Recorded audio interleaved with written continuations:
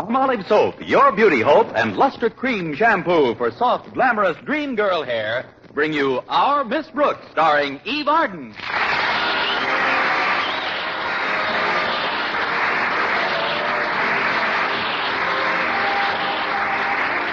Our Miss Brooks teaches English at Madison High, and though she's fond of her work and her pupils, these last few days have been rather hectic.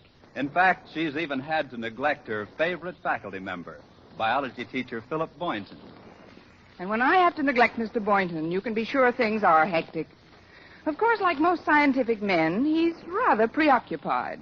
But he doesn't spend all his time looking at frogs and white mice in his laboratory. No, indeed. Every Friday, he goes to the zoo and looks at frogs and white mice. But in spite of his apparent absorption in scientific matters, I can't help feeling that deep down underneath, there's a definite lack of interest in me. But I keep trying. Now, take this past week, for example. I had to get the midterm examinations ready, but I wanted desperately to get my work done by Thursday afternoon so I could keep a date we had for that evening. But maybe I'd better start at the beginning. Thursday morning, my landlady, Mrs. Davis, woke me promptly at 7:30. Oh, Connie, it's 7:30. You've got to get up. Come on in, Mrs. Davis. Time to rise and shine, my dear. Oh, I may rise, but you'll have to get your own shine. I'm glad you got me up on time, though. Maybe I can make up a few questions before my first class. I don't think you should do anything before you finish your work at school. You've been going at this midterm examination too hard, Connie. I don't like to scare you, but I'm worried about your health. Oh, it's sweet of you to take such an interest in me, Mrs. Davis, but work doesn't bother me. I'm healthy as a horse. Well, just the same, overwork isn't good for anyone, even a horse. You wouldn't want to get gray around the mane, would you? Oh. Heaven forfend. But I figured I'll be all right if I keep my fetlock shampooed regularly. Luster cream shampooed, that is. You've got to build yourself up, Connie. Here, I brought you some juice to drink before breakfast. Taste it and tell me what you think it's made of. I should know better, but here goes. Oh, that's stronger than usual. What's in it, Connie? Well, I would say you took a raw potato, 1 hard-boiled egg, some rye crisp, a cup of kidney beans, and some spinach, and threw them into the mixmaster. You're slipping, dear. You forgot the hominy grits. Well, I think I'll skip the juice this morning, Mrs. Davis. I've got to hurry. Walter Denton's picking me up in his car. Oh, is yours in the shop again? Oh, definitely. But the repair job this time won't cost me as much as the fine I had to pay. $20 for parking. $20? Where in the world did you park? The lobby of the Stevens Hotel. But how did you ever get in there? Just like anybody else, through the revolving door.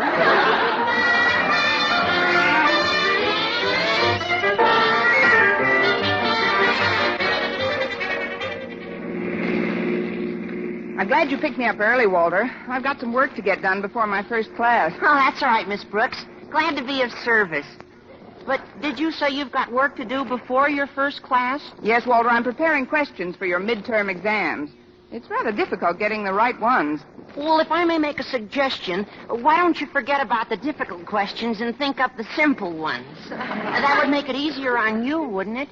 Yes, but frankly, I question your motives. I wasn't thinking of myself, Miss Brooks. It's just that I've been looking at you while I'm driving here out of the corner of my eye, sort of, and, well, you... Walter, look out for that truck! Oh! Sorry. Guess I looked out of the wrong corner. Anyway, I've noticed that you've changed a little. Changed, Walter? Yeah. I remember when you first got to Madison High, Miss Brooks. You were so vibrant. You were actually pulsating with life and energy, and, oh, gosh, you always seem to be sort of shimmering. And that's not all. I come in 6 delicious flavors. I'm not kidding, Miss Brooks. You've got to watch your step. How long do you think the bloom of youth will cling to your cheeks? It's all according to how you put it on, Walter. I hope you don't think I'm being too personal, Miss Brooks, but as I look at you, I can't help thinking of something. What's that? Did you ever drive out in the country and come to an old deserted pasture? Well... And did you ever see at the end of the pasture One lonely old horse with sad brown eyes staring over the fence rail. I knew I should have shampooed those fetlocks. I'm not comparing you to a horse, Miss Brooks. I know, Walter. I'm not fast enough. Now, it's just the look the horse gets in his eye when he's all worn out. As if to say, I've done my work, and now I'm old. Just an old, tired, beat-up, lonely horse with nothing to show for my years of faithful service. It's his own fault. When he was young, he probably made a man's neck out of himself.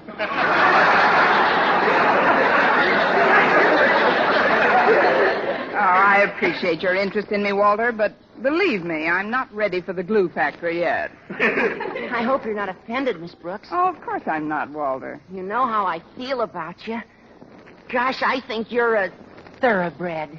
I mean, I just don't want you to get run down. I won't, Walter. I'm used to hard work. I've been working since I was a young girl. Really? I didn't think they let girls work way back in those days. That is, what kind of work did you do then? I helped my mother mostly. They had mothers in those days, too. What did you do for your mother? While Father was out hunting dinner, I used to help clean up our cave. You sound a little sore, Miss Brooks. Oh, don't be silly, Walter. Why should I be sore? Well, the way I word things sometimes, it's a little unfortunate. Like the stuff about the horse and all. I know you meant it for my own good. Forget it, Walter. I have. Well, here we are. I'll find a place to park, Miss Brooks. You go ahead. Thanks, Walter. Oh, before you go, Yes, Miss Brooks? got a piece of sugar?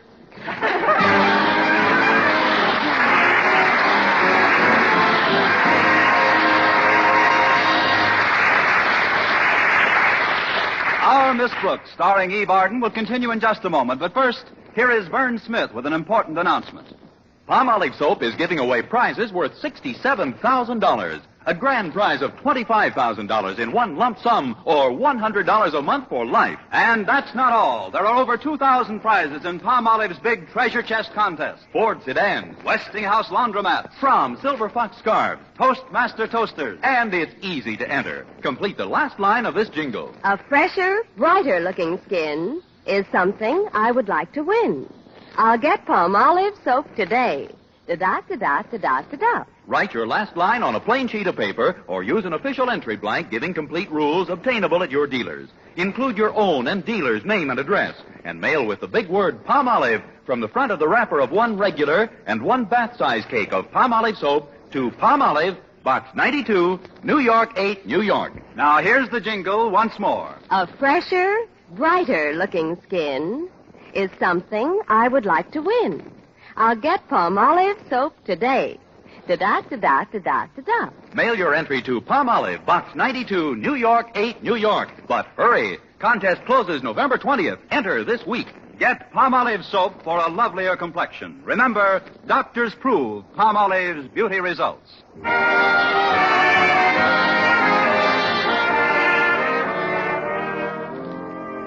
Daddy, you're the principal of this school, and you've got to do something about it. About what, Harriet? About what I've been talking about. Miss Brooks overworking. I was talking to Walter Denton, and he told me that Mrs. Davis told him that Miss Brooks is just killing herself. But, Harriet, Now, one way to scare a woman into doing something, or not doing something for that matter, is to make her think she's losing her looks.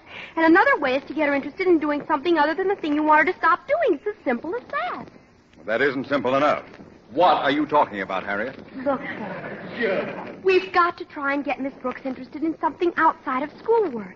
Now, I'll talk to Mr. Boynton first. Then as soon as I find Miss Brooks, I'll send her in here to talk to you. Agreed? Absolutely not. Good. I knew you'd see it my way.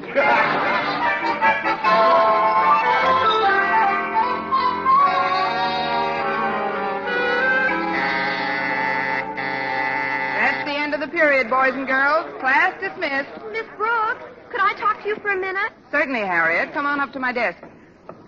Miss Brooks, as one woman to another, I'd like the privilege of being frank with you. Go ahead, Harriet. Well, you're working too hard, Miss Brooks, and it's beginning to show. Where? Oh.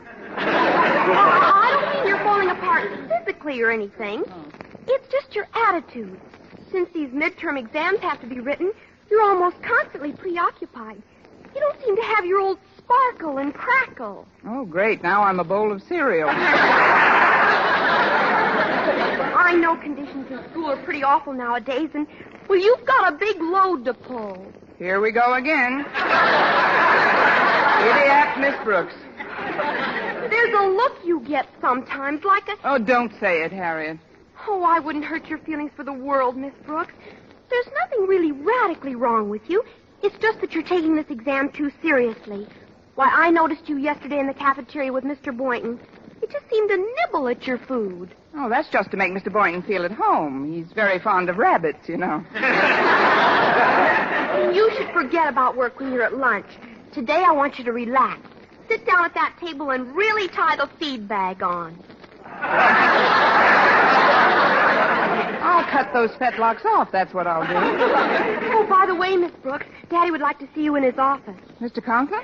What does he want to see me about, Harriet? Well, I'm sure I don't know. Maybe as principal of this school, he feels it's his duty to keep his teachers happy. Of course, you've got to know how to handle Daddy. What do you mean, Harriet? Just take the bit in your teeth and don't let him drive you too hard. Okay.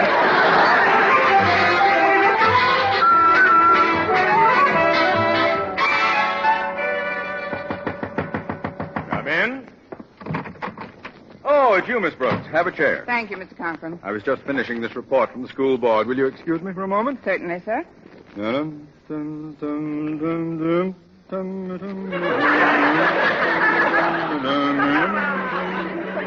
Oh, she is so.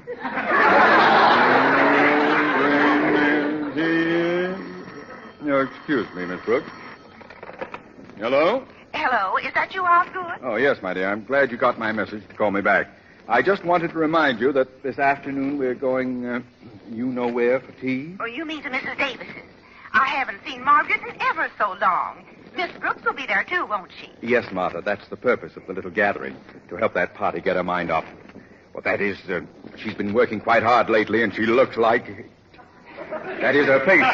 Confound it, Martha, I can't talk now. Oh, sure you can, Mr. Conklin. Just make believe I'm deaf, too. I'll call you later, Martha. Goodbye. Goodbye, Osgood. Oh, just one thing. Yes? If you see Miss Brooks, don't say anything about our dropping in today. Let's surprise her. Yes, Martha. Goodbye. That was my wife. She sends her regards, Miss Brooks. Oh, thank you, Mr. Conklin. No doubt you're wondering why I sent for you. Well, I'll be brief. During the war, my outfit had the most consistently high morale of any unit in Camp Bobrick, Ohio. Now, what has all this to do with you, you ask? A reasonable question. What has all this to do with you? I really don't know, Mr. Conklin. Of course you don't. Now, take the time we ran out of ping-pong balls. It was nobody's fault. As supply officer in charge of the post exchange, I had discharged my duties faithfully. But still, there it was. No ping-pong balls. There were murmurings from the men. Muttering and discontent swept through the recreation hall. But I refused to be thrown into a panic. Do you know what I did, Miss Brooks? I made those men use their heads. Weren't they a little big? I mean, how, Mr. Conklin? By finding another hobby. And that's what I called you here to tell you, Miss Brooks. You've got to find a hobby. Oh, but I have a hobby, Mr. Conklin. Oh, what is it? Collecting a biology teacher. That is, Mr. Boynton and I go to the zoo every Friday. I'm afraid that isn't enough of a change for you, Miss Brooks. No, what you've got to do is learn how to relax. Have a good time. Oh, but Mr. Conklin... Don't interrupt. You've got to concentrate on some outside interest, Miss Brooks. Fun. That's what you've got to have. Fun and gaiety. You've just got to enjoy life more. Be merry. Laugh. Laugh! I don't know just what sort of form your hobby should take, but you've got to get one. You've got to, Miss Brooks. Please, Mr. Conklin, remember your blood pressure. I'll get one. I'll have a ginger peachy time. I'll go to Arthur Murray's. I'll do something. You wait and see. Good. Good. That's all I want, Miss Brooks, for my teachers to be happy. That's all I want, Miss Brooks, for my teachers to be happy. Contented and happy. Not nervous. I don't want a school full of nervous wrecks. You hear me? No nerves. No long faces. Do we understand each other? Do we? Huh? Yes. Do we? I go, Mr. Conklin, Well, may I make a suggestion? what is it? Did you ever think of getting a hobby?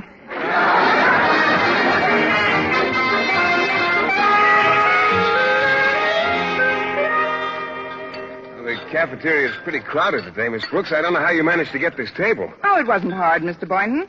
I just told the two students who were sitting here I'd flunk them if they didn't leave. Oh, you wouldn't do that, Miss Brooks.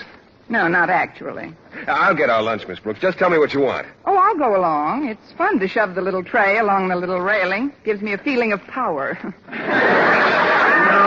I'd rather you sit here and take it easy. I've noticed how hard you've been working, Miss Brooks, and now that I see you, there's something in your eyes lately that, well, I can't be specific, but they just seem to say... All these years of faithful service, and what have I got to show for it? Exactly. Mm-hmm. Now, I know you've got to get your exam questions set, but the race isn't always to the swift.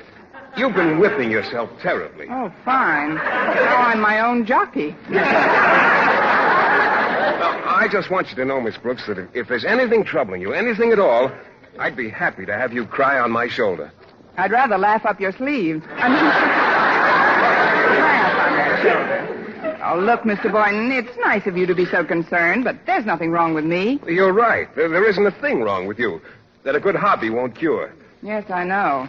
And I've thought of a wonderful hobby. What's that, Miss Brooks? It's called short ribs of beef and boiled potato. Would you get me some? Why, certainly. You hold our places here, and I'll be right back. Okay, Mr. Boynton. Well, let's see now. Where's that book of questions in English Lit? Maybe I can get a little work done while I'm waiting. Hi, Miss Brooks. Eat lunch yet? No, Walter, but Mr. Boynton's getting me some. Oh, then I won't sit down. Good. Have you seen Harriet Conklin? No, not since this morning, Walter. She seems to have noticed my disintegration, too. Really? Mine has been the swiftest decline since the fall of the Roman Empire. Tell me something, Miss Brooks. Did you ever collect stamps? No, I never did. Then you're in for a treat. See you later with my album. We'll put in a few hundred new specimens I just got. A few hundred? Oh, look, Walter, I'm allergic to mucilage. You better stop at the delicatessen and pick up a spare tongue. Well, so long, Miss Brooks. I'll see you after school. So long, Walter. Oh, what's the use? I'll just have to lock myself in a room if I want to work. Hello, Miss Brooks. Have a nice chat with Daddy? Yes, Harriet, a nice apoplectic tete-a-tete. Your father told me to get a hobby. Have you hit on one yet? No, not yet. Oh, I'm glad. I've got one you'll just go mad for. Patternless crossword puzzles. I'll bring a big super special one over this afternoon. See you then, Miss Brooks. Goodbye, Harriet. And goodbye to my date with Mr. Boynton tonight. Oh, did someone mention my name? Oh, hello, Mr. Boynton. Say, those short ribs look good. Yes, they do. I hope you like to eat them the way I do. Plenty of horseradish. Don't mention it. Well, let's begin. Here's your dish, and here's your knife and fork. Oh, thank you. That was good. What's for dessert? Brooks, you didn't bolt your lunch down already. I'm afraid I did, Mr. Boynton. I've got to get some work done before my afternoon classes. Well, this is terrible, Miss Brooks. You're all keyed up. Look, do you play chess? Not if I can help it, Mr. Boynton. Well, I'm not very good at it, but it's wonderful relaxation. I'd be happy to teach you if you... Yes, well, some other time, Mr. Boynton. Now, if you'll just hand me my check. Oh, that's all right, Miss Brooks. I'll pay your check for you. Oh, thanks, Mr. Boynton. You can give me the money later on.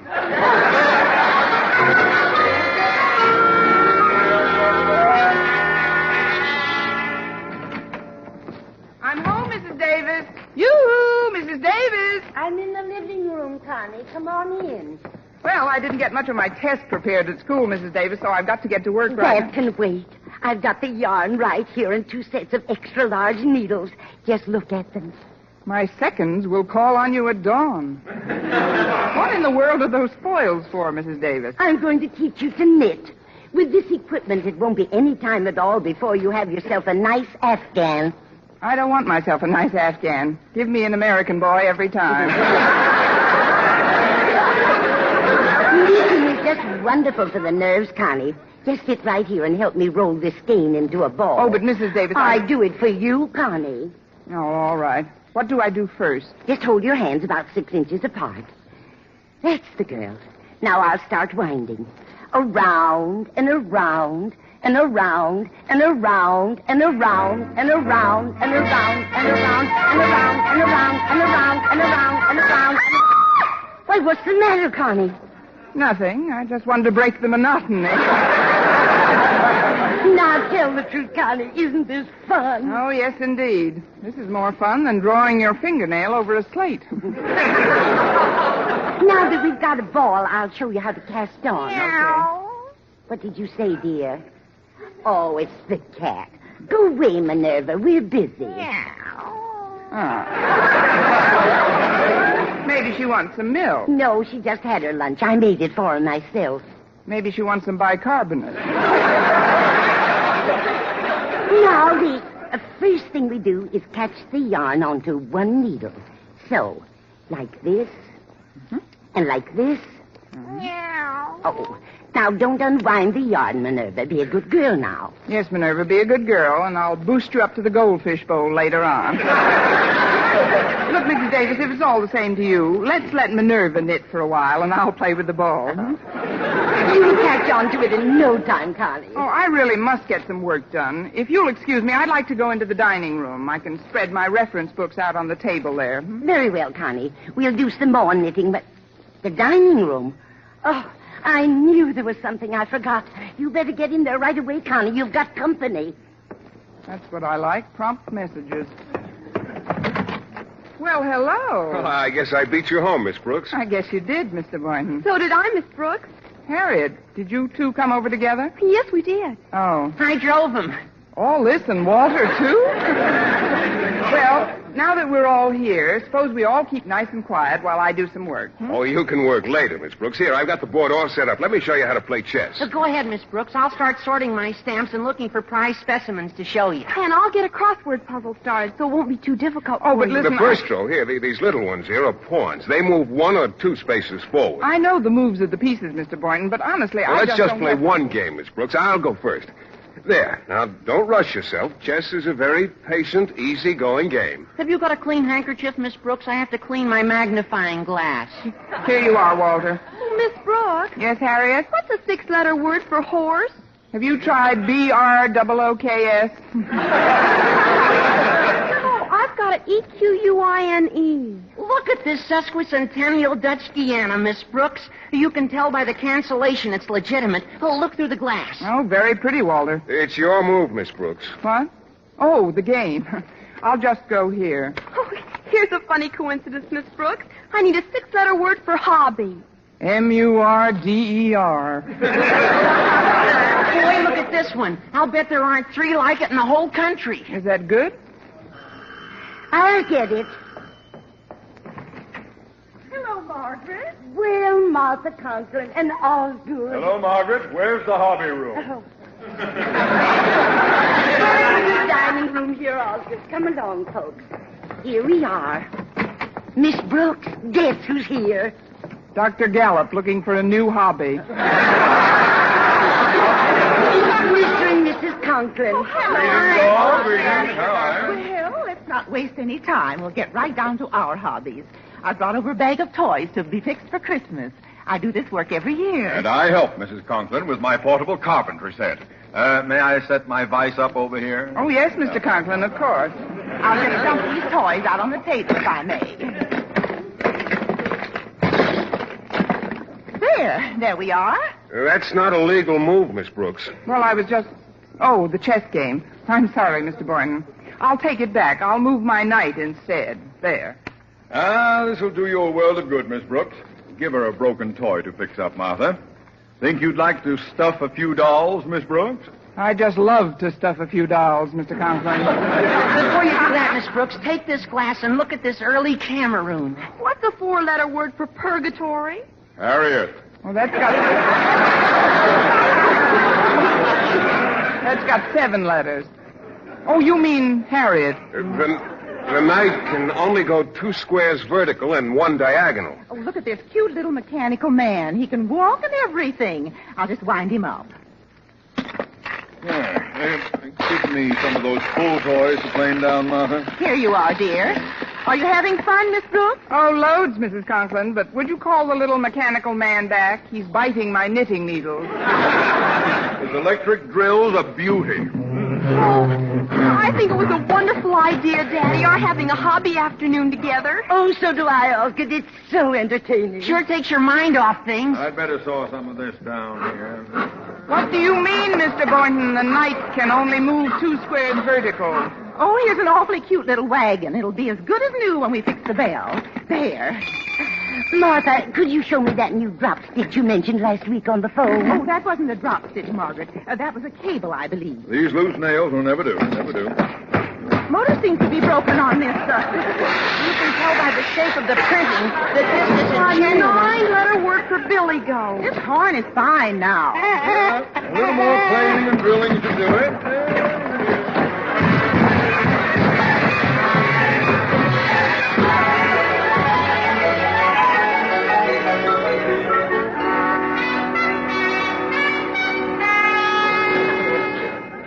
Well, that does it. The last toy is fixed. Yes, and the dolls are all stuffed and painted. It's been a lovely afternoon, Mrs. Davis. Thank you, Osgood. It was nice to have you over. Well, the main thing, of course, is that we were able to interest Miss Brooks in something that could take...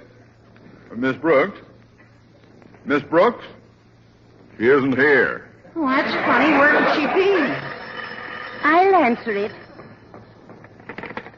Hello? Hello, Mrs. Davis. This is Miss Brooks. Connie, where in the world are you? I've discovered a wonderful hobby, Mrs. Davis. What is it, Connie? Making up examination questions in the balcony of the Bijou.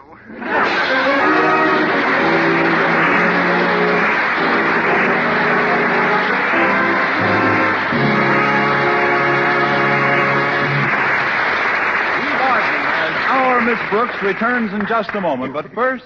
Dream girl, beautiful luster cream girl. Tonight, show him how much lovelier your hair can look after a Luster Cream shampoo. Only Luster Cream brings you K. Duma's magic formula blend of secret ingredients plus gentle lanolin. Gives loveliness lather even in hardest water. Glamorizes your hair as you wash it. Luster Cream, not a soap, not a liquid, but a dainty cream shampoo. Leaves hair fragrantly clean, free of loose dandruff, glistening with sheen, soft, manageable. Gives new beauty to all hairdos or permanents. 4-ounce jar, $1. Smaller sizes, either tubes or jars. Tonight, try Luster Cream shampoo and be a Dream girl, beautiful luster cream girl. You owe your crowning glory to a luster cream shampoo. And now, once again, here is our Miss Brooks. Well, I didn't get many questions done, but I did see Rita Hayworth in Loves of Carmen. I knew, of course, that with the examination questions still to be done, I'd have to cancel my date with Mr. Boynton. But that was almost inevitable from the beginning. When I finally reached home, I knew I'd have to buckle down. So I headed right to the dining room, opened the door, and turned on the light. Of course, you can move the night too horizontal. Why, Mr. Boynton, if I'd known you were still here, I'd never have turned the lights on.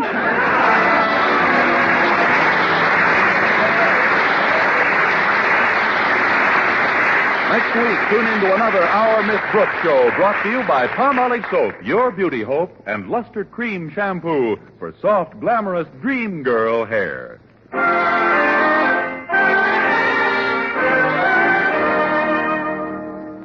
Dentists know what cleans teeth best.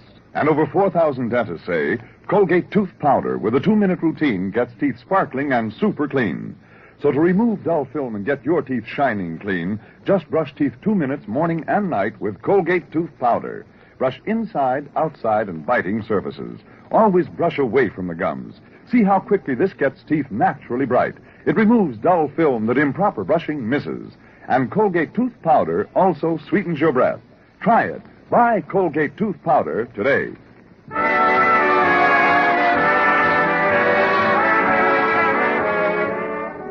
For mystery liberally sprinkled with laughs, listen to Mr. and Mrs. North. Tune in Tuesday evenings over most of these same stations. And be with us again next week at the same time for another comedy episode of Our Miss Brooks. Bob Lamont speaking. This is CBS, the Columbia Broadcasting System.